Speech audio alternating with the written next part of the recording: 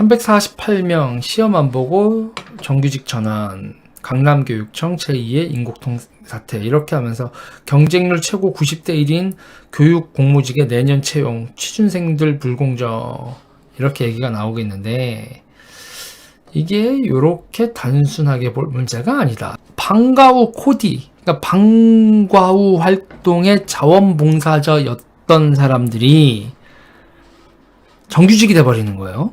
이게 여러분 348명이 정규직이 되는데, 방과 후 학교 자원봉사자를 주 40시간 무기계약직 교육 공무직으로 처우를 개선해 방과 후 학교를 활성화하겠다, 이렇게 얘기를 하는데, 여러분 보세요. 방과 후 학교 코디라 불리우는 일종의 보조원인데요.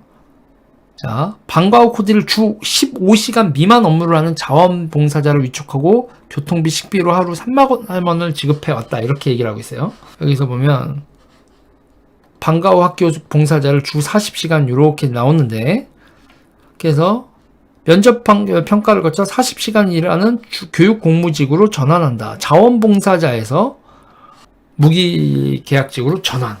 오, 이게 뭔 일이냐, 이렇게 되는 거예요.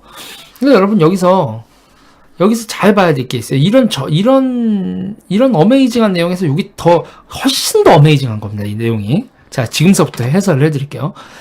그런데 이들이 민주노총 공공운수노조에 가입해 올 초부터 자원봉사자가 아니라 근로자로 일하니 정규직으로 전환해달라. 여기서 보세요. 공공운수노조예요. 교육공무원인데 공공운수노조예요? 교육공무원하고 운수하고 무슨 상관이죠, 여러분? 아니, 공공부분하고 운수하고 무슨 상관이 있는데 공공운수노조일까요? 이거 생각해 보신 적 없으세요? 공공노조와 운수노조, 이게 공공운수사회서비스노조거든요? 건강보험공단, 한국가스공사, 서울대병원이 왜 버스, 택시, 화물, 철도 이런 노조하고 같이 움직여요? 왜 이렇게 통합이 됐을까요? 여러분, 왜 이렇게 됐을지 한번 조금만. 이게 뭐냐면요, 여러분.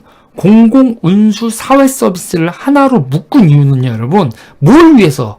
협상력을 높이기 위해서라고 저들은 얘기하는데, 진짜 속내는 뭘까요? 공공운수 사회서비스를 노조를 하나로 통합한 진짜 이유는요, 여러분. 혁명을 위한 조직 구성이에요. 혁명을 위한. 사회를 멈춰버리겠다는 거라고요. 버스, 택시, 화물, 철도, 항공, 가스, 건강보험, 병원. 혁명을 위한, 실제로 그렇게 작동하진 않지만 쟤들이 맨 처음에 그걸 구상할 때는 민주노총 애들이 그 구상으로 저렇게 만든 겁니다. 황당하죠. 정말 황당하지 않습니까? 너무 현실감이, 응? 너무 현실감이 없는 얘기인가요? 그런데 여러분, 제가 재밌는 거 보여드릴까요? 공공 비정규 노조가 민주노총 앞에서 큰절한 이유. 공공 비정규직은 공공 노조에 붙여주지도 않아서 2016년 8월 23일에 공공 비정규직들이 공공 정규직들한테 절을 하는 사태가 벌어져요. 우리도 노조에 가입해주세요. 잘랐거든, 제명했거든. 와우, 놀랍지 않아요? 이렇게 공공운수 사회서비스 노조로 이렇게 뭉쳐놓은 이유는 사회의 기관 시스템을 멈추겠다는 거예요. 혁명적 상황에서. 혁명을 위한 조직 구성이지 업종별 이해관계에 따른 구성이 아니에요. 이게 주사파들이 하는 황당한 짓입니다. 정말 한심한 게, 이 사람들이 특권적 지위를 누린단 말이에요. 그러고 나서 그렇게 조직해낸 다음에 자기들의 생활환경이나 같은 급여 수준이나 이런 걸 대단히 특권적 지위로 만들기 위해서 별 노력을 다합니다. 그리고 비정규직에 대해서는 이렇게 거부를 해버리죠. 자기네들이 통일이나 혁명 뭐 이런 걸 하면 주위 이웃 동료들한테 어떤 개지랄을 해도 당당한 거죠. 뭐랑 똑같은 거예요. 이게 문재인 정부의 사고방식이라니까요. 그러니까 그건 혁명을 포기 못한 게 아니라, 혁명은 도덕적 면죄부 발행을 위한 자신들에게 혁명은 자신들에게 스스로 발행하는 도덕적 면죄부예요. 온갖 더러운 짓 하면서 자기 자신들에게 면죄부를 준다고요. 혁명이 일어나면 하지도 않아요. 이미 본인들의 안위를 위한 탐욕스러운 기득권층으로 변했기 때문에 혁명 그런 거 안 해요.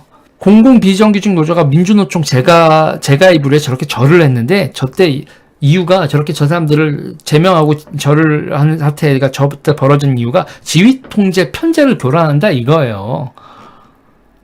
여기도 뭐 지역 가입, 뭐 산별 노조 가입 이러면서 공공 비정규직 노조는 우리의 지휘 체계를 지휘통제 편제를 교란해, 쟤들 내보내. 말 안 듣는다는 얘기를 그렇게 얘기를 합니다. 쟤들 뭐야 이러면서. 이해가 돼요? 이해가 되면 이상한 사람입니다. 이게 여러분 2020년 대한민국에서 벌어지고 있는 레가시 프로그램이라고 해요. 과거의 모습이 현재로 이어지면서 뭔가 아주 그냥 아스트랄한 환장 파티가, 과거의 흔적 때문에 현재 도저히 이해할 수 없는 환장 파티가 열린 거. 정리할 걸 정리하고 새롭게 계속 리뉴얼 해가야 되는데 그냥 과거에 잘못된 게 대충 뭉개고 그 위에다 또 다른 건축물을 올리고 하다 보니까 엉망진창이 난 거죠. 자, 보세요. 지금 공공운수 노조 300에 가입한 348명을 정규직으로 전환하는 거 좀 더 깊게 생각해 보세요. 꿀대준님 감사합니다. 시험 없이 자기 정파 사람들을 무기 공무원으로 만들었어요. 시험 없이. 자, 그러면 여러분 이 348명은 애초부터 이쪽 정파였을지도 있고요. 아니면 이쪽 정파로 영입하는 거예요. 이런 메시지입니다. 봤지? 이렇게 보상해준, 공무원 되려면 얼마나 시험 준비를 열심히 해야 되는데, 이 348명, 자원봉사로 했는데, 우리의 힘으로 무기 공무원 되는 거 봤지? 우리가 이렇게 보상을 해줄 수 있는 사람들이 앞으로 충성해, 우리한테. 이런 메시지인 거예요. 민주당이 집권하고, 교육청의 교육감을 자기네들이 먹은 다음에 이런 일을 벌인단 말이에요. 이런 말도 안 되는 일이라고 하는 거예요. 포섭이죠. 이해가 되세요, 여러분? 이 구조가 어떻게 되는 건지 이해가 되시죠? 근데 이 문제는요, 단순히 이렇게로 끝나는 게 아니에요. 이렇게 되면요, 관료제가 비대화됩니다. 그런데 여러분 볼까요? 관료가 비대화되는 거에 또 하나 문제는, 보세요. 영국이 여러분 어떤 일이 벌어졌었냐면 옛날에, 잠깐만 얘기할게요. 파슨즈 법칙이라는 거예요. 파슨즈 법칙이라는 거. 이거 잠깐만 소개해 드릴게요. 파슨즈 법칙은 뭐냐면, 업무량과 관련 없는 공무원 증가의 법칙, 간단하면 이거 긴 거 다 볼 필요는 없고요. 영국에서 식민지가 없어졌는데 식민청의 관료는 늘어요. 영국의 전함 있죠. 전함은 숫자가 줄었는데 해군 본부에 관료들을 넣는 거예요. 전함이 없어지면 전함을 관리하는 사람들도 줄어야 되잖아요. 근데 전함은 없어졌는데 전함을 관리하는 관료의 숫자가 늘고, 식민지가 없어졌는데 식민지청의 관료들이 늘어. 코미디죠. 근데 영국에서 진짜로 벌어졌었던 일이에요. 그래서 그걸 파킨슨의 법칙이라고 해서, 어떠한 대부분의 조직은, 관료 조직은 자꾸 자기들의 스스로 일자리를 만든다는 거예요. 우리나라에서 어떤 일이 벌어지는지 볼까요? 유초중고 학생 1년 새 17만 명 감소, 유치원 184곳 줄어. 애들 안 낳죠. 학생이 줄고 있습니다. 쭉쭉 줄어요. 유치원에서 고등학생까지 613만, 지난해보다 2.7%, 매년 2.7% 등비 수열로 줄고 있다고요. 유치원생 수는 6.2%, 중학생은 3.2%, 고등학생은 8.3%가 감소했어요. 학생 수는 주는데, 학생 수는 이 정도로 주는데 예산은 더 늘어. 물가 상승률이나 기타 등등 했다고 해도 우리나라에서 최대 예산은 복지부도 아니고 여러분 교육부입니다. 77조 3,871억, 국방 예산보다 거의 1.7배 가까이 더 써요. 교육부가 압도적으로. 애들 한 명당 100만 원 이상은 씁니다. 매달 110만 원 정도 쓴다고 보면 돼요. 학생들 한 명당. 고등학생 이렇게 되면 교육부 예산 77조 3,877억, 본 예산보다 이렇게 되고 작년보다 예산 줄인다더니 또 예산 늘렸어. 2020년 예산, 2019년, 2020년. 내년에는 좀 준다고 하는 것 같은데, 이거 지금 예산 확장한 거 2021년 예산은 또 들여다보고 하고, 2019년에서 2020년으로 넘어올 때도 이렇게 학생 수가 주는데도, 여러분, 예산을 늘린다고. 학생 수가 줄어도 교육 예산은 는다. 학생 수가 주는데 교육 관료가 는다. 그리고 그 교육 관료를 늘리는 방법으로 교육감이 자원봉사자를 90대 1의 시험을 돌파해야 되는 무기 계약직에 사람을 꼽아 넣는다. 방과 후 학교 자원봉사를 주 40시간 무기계약직 교육 공무직으로 처우를 개선해 방과 후 학교를 활성화하겠다. 방과 후 학교를 활성화하겠다. 이게 아니에요.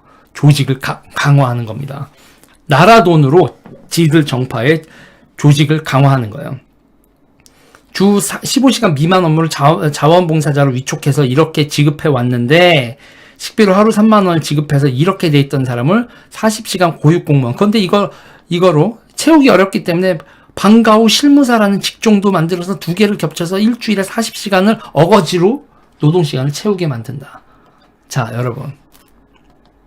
제가 앞에서 설명해 드렸지만, 공공 비정규조 노조를 대하는 이들의 자세, 그리고 다시 말씀드리지만 여러분, 공공 부분과 공공, 운수, 건강보험공단, 한국가스공사, 서울대병원, 이거를 버스, 택시, 화물, 철도랑 엮어놓은 맨 처음 사고방식은 협상력을 올리는 게 아니라 혁명을 위한 조직으로 사회를 멈추게 만든다. 이거로 하나로 묶어서 지휘통제를 주사파들이 만든 거고, 그런 기능이 사라진 이후에도 계속 권력을 만들고 집권을 하면서 지들 먹거리를 강화하는데 얘들은 움직인다. 그게 한국 좌파의 현실이다. 나라 돈 가지고 지들 먹거리, 지들 사람들 챙겨준다. 그리고 그거에 온갖 명분론 언더도그마를 동원한다. 이게 쟤들의 실체다.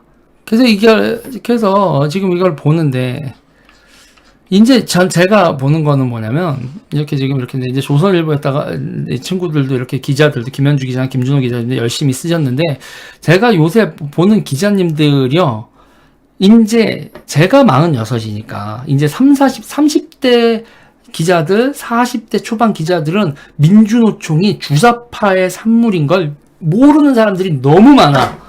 민주노총이 주사파가 만든 거라는 걸, 빨갱이들, 아유, 또 지겨운 저들, 응? 빨갱이 타령. 아니야! 진짜야! 민주노총이 진짜 주사파들이 PD계열로부터 민주노총을 뺏은 다음에 진짜 장악해서 장난질을 쳐놓은 거고, 북한이 내려왔을 때 대응하는 혁명 조직으로 편제를 해놨어. 그 구성원들도 몰라. 왜 자기네들이 이렇게 돼 있는지. 그걸 설명하지도 않아. 비상시에 오더를 내려서 그렇게 작동하기 위한 얘들은 항상 북한이 내려오면 그날을 위해서, 그날이 오면, 새날이 오면 그때를 위해서 사람들 몰래 뻐꾸기가 뱁새 둥지에 알을 낳듯이 이렇게 조직을 나놓고 자기들의 조직원을 보존을 한다고. 환장하겠다. 좌우 그놈이 아니에요. 지금 중국의 부상과 함께 문재인 정부의 등장과 함께 얘네들이 정말 간땡이가 벗어 나라를 날려먹을 생각을 하고 있다고. 막아야 됩니다, 여러분. 여러분 좋아요 눌러주세요. 구독 눌러주세요.